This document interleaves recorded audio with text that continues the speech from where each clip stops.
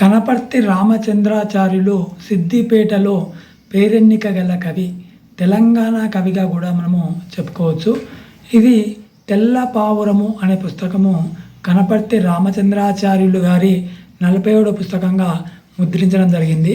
వెనుక అతని చిత్రం చూడండి, కవి చిత్రము. ఆ కిందనే నేను రాసిన పద్యాన్ని అతడు కవర్ పేజీ మీద వేసుకొని కొత్త కవులకు ఎలా ప్రోత్సహించిండు అనేది కూడా మనకు తెలుస్తుంది. కనపర్తి రామచంద్రాచార్యులు చూస్తే మామూలుగా ఉన్నప్పటికీ కవిత్వంలో హిమవత్ శిఖరం లాంటి వాడు. ఏ వస్తువు తీసుకున్నా, ఏ సందర్భాన్ని తీసుకున్నా అతని రచన మనకు కనువిప్పు కలిగిస్తుంది, ఆనందాల విందు చేస్తుంది. అరే, సమాజం ఇలా కూడా ఉందా అని మనకు అనిపిస్తూ ఉంటుంది. ఈ పుస్తకము 2010లో ముద్రించబడింది. అంటే ఆ కాలంలో కూడా మనకు ఇంకా చదవరులు ఎక్కువగా ఉన్నారు. ఇప్పుడు తెలుగు కొంచెం కనుమరుగవుతున్నప్పటికీ హితమైనది సాహిత్యం కాబట్టి అందరూ కూడా మళ్ళీ సాహిత్యంలోకి రావాల్సిందిగా కోరుతున్నాను. ఎందుకంటే చదవటం మనము ఆ శరీరానికి ఎలాగైతే తింటున్నామో అలాగే మెదడుకు మేత అలాగా సాహిత్యాన్ని 1, 2, 10 పేజీలో చదివితే బాగుంటుంది. ఎజాజ్ అహ్మద్, దేశపతి శ్రీనివాస్ శర్మ వీళ్ళు ముందు మాటలు రాశారు. అలాగే కనపర్తి వారు కూడా నా 63 వసంతాల వయస్సులో 3 పదుల కవితా జీవన పదుల్లో ఇవి 47వ నా కవితా సంపుటి అని గొప్పగా చెప్పుకున్నాడు. అతను ఆత్మీయుడు అని గర్వంగా చెప్పుకునేవాడు. అలా ఈ కవిత్వం వృక్ష సందేశంతో ప్రారంభమైన ఈ వృక్షాలు మనిషికి నేస్తాలు. వృక్షో రక్షతి రక్షిత అన్నారు కదా. అలాగే వరుణుడు కర్ణించినప్పుడు మాధవుడు వలిచి వరించినప్పుడు ఎంత నిండుగా ఉండేది.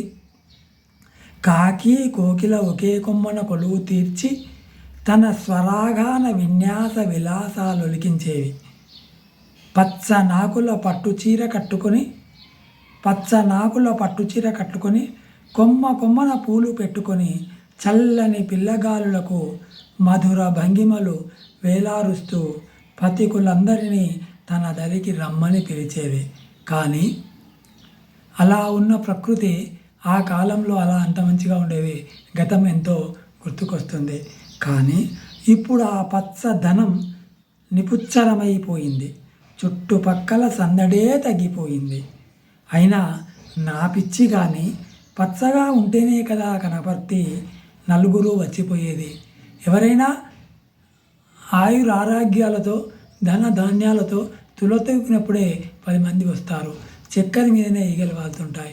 అంతేగాని ఇలా మనం అనుకుంటూ పోతే అయితేనేమి చినుకు రాలకపోయినా, చిలక వాలకపోయినా, చిగురు వేయకపోయినా చిన్నపోయిందా చెట్టు మనకు ఉదాహరణగా తీసుకుంటే ఆ చెట్టు చేసే సహాయము సేవలు ఎన్నెన్నో మనము చెప్పడానికి అలవు కావు. ఉన్నప్పుడు వినయంగా తలంచుకొని, లేనప్పుడు ఇప్పుడు గగనానికి గర్వంగా తలెత్తుకొని ఉంది. కలిమిలేములు సమతా స్థితితో ఉండాలనే అది మానవ జాతికి అందించే మహత్తర సందేశం. ఆ చెట్టును చూస్తుంటే సర్వస్వం దారపోసి నిలబడ్డ త్యాగ ధనునిలా ఉంది. 4 చినుకులు రాల్చి నా బ్రతుకు నుద్ధరించమని కొమ్మలు చేతులెత్తి ఆ మేఘాన్ని అర్తించే వృక్ష యక్షిమిలా ఉంది. మళ్ళీ తనను చెట్టుగానే పుట్టించమని, మానవ జాతికి ఉపయోగపడే సదవకాశం కలిగించమని ఆ దైవాన్ని ప్రార్థిస్తున్నట్లుగా ఉన్నది. ఇలా కనపర్తి హృదయావిష్కరణ ఎంత బాగుందో చూశారా. ఎప్పుడైనా కానీ మనము పచ్చగా ఉంటేనే బాగుంటుంది అనేది మనకి ఇక్కడ అవగతమవుతుంది. మనకు నిత్యము ఉపయోగపడే దువ్వెన గురించి కూడా కవితా వస్తువుగా తీసుకొని దువ్వెను కూడా ఎంత సుందరీకరించాడు, ఎంత అందంగా మలిచాడో చూడండి. పచ్చని ప్రకృతిలో విహరించే ఓ దువ్వెన ఉదయం అనుకోకుండా ఎగిరి వచ్చే దండం మీద ఆరేసిన నా అంగిపై వాలింది. బాల్యంలో నా వెంట పడ్డ నీవు ఇప్పుడు నన్ను మరిచేపోయావా అని అడగాలని కాబోలు.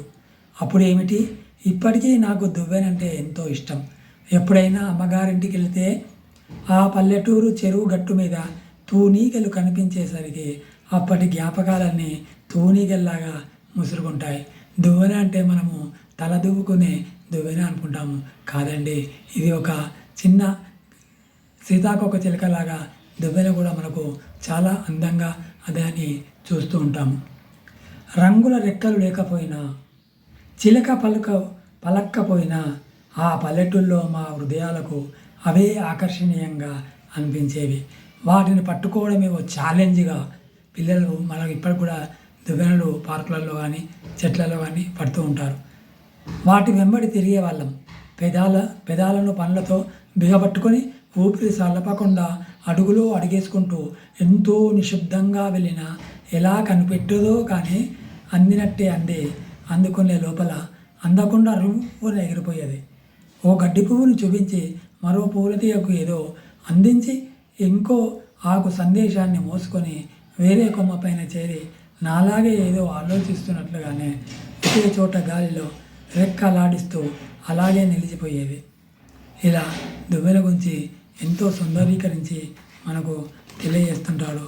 అలాగే ఇజాల పేరుతో వాద వివాదాల హోరులో నిజాన్ని మరిచి కొట్టుక చస్తావెందుకు, ఆ సర్వేశ్వరుని సృష్టించిన విలాసానికి అక్షర నీరాజనం అందించుకోవాలి అంటాడు కనపర్తి గారు.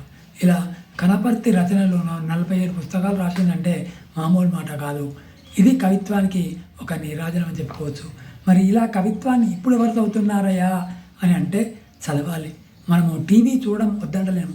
టీవీలో వచ్చే మాటలన్నీ కూడా కవిత్వంలో నుంచి తీసుకొని వాళ్ళు మాట్లాడే ఒకరు తీసుకొని మనకు రివర్స్గా మళ్ళీ వస్తున్నాయి.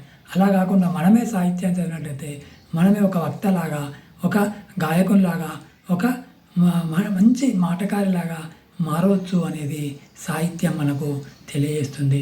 ఇలా మన పరిసర ప్రాంతాలలోని కవులు, వచన కవులు, బాల సాహిత్యవేత్తలు ఎవరైనా సరే మన పిల్లలకు పరిచయం చేస్తుంటే వారు కూడా కవిత్వం ద్వారా కూడా మనము ఇలా గొప్పవాళ్ళం కావచ్చా, అలాంటి వేమ నరసింహాచార్యులు, అష్టకాల నరసింహాచార్యులు, పెందోట వెంకటేశ్వర్లు, అయితే చంద్రయ్య, ఇలా చెప్పుకుంటూ పోతే ఎంతోమంది కవులు మన సిద్దిపేటలో ఉంటారు. నందిని సిద్ధారెడ్డి, మన జ్ఞానపీఠ అవార్డు సాధించిన సినారే, ఇలా ఎందరో కవులు వాళ్ళ యొక్క కవిత్వాలను మన ముందు పుస్తక రూపంలో నిలిచి ఉన్నారు. వాళ్ళను తడిమి ఆప్యాయంగా మన అంటే